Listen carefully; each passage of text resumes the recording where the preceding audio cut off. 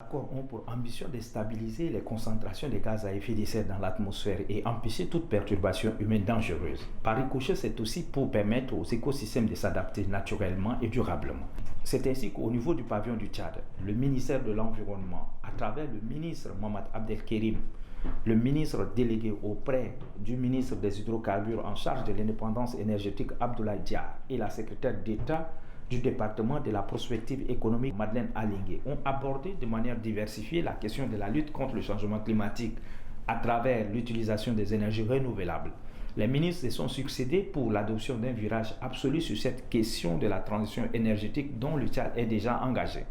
Une bonne nouvelle, plus de 110 pays veulent voir la COP28 adopter l'objectif de tripler l'exploitation des énergies renouvelables et de doubler l'efficacité énergétique d'ici 2030. Une idée qui corrobore avec les ambitions tchadiennes à travers le plan national de développement. Le Tchad souhaite que des nouvelles bases, des nouveaux objectifs collectifs quantifiés plus ambitieux en matière de financement de la lutte contre les changements climatiques soient réalisés. Elles ouvriront également la voie à une transition énergétique juste et inclusive vers les énergies renouvelables et à l'abandon progressif des énergies fossiles, sources de pollution. Les experts ont saisi le ballon au rebond pour présenter les bonnes pratiques réalisées par le Tchad et celles en cours de réalisation, basées sur le plan national de développement. Au pavillon de la Comifac, Mohamed Abdelkerim Anou invite les partenaires techniques et financiers à un tournant décisif en faveur d'une transformation réelle des promesses faites par les pays émergents en faveur des couches vulnérables. Toutes les parties doivent être prêtes à prendre une décision ambitieuse en réponse au bilan mondial, c'est-à-dire réduire les émissions tout en protégeant les personnes et les moyens de subsistance.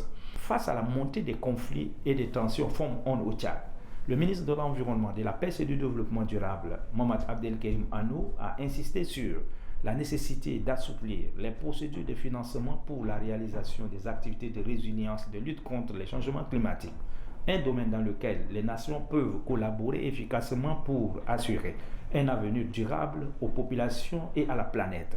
Plus de 150 dirigeants mondiaux sont à Dubaï pour se donner le coude pour une coopération entre les nations afin de permettre à l'humanité de revenir dans la course.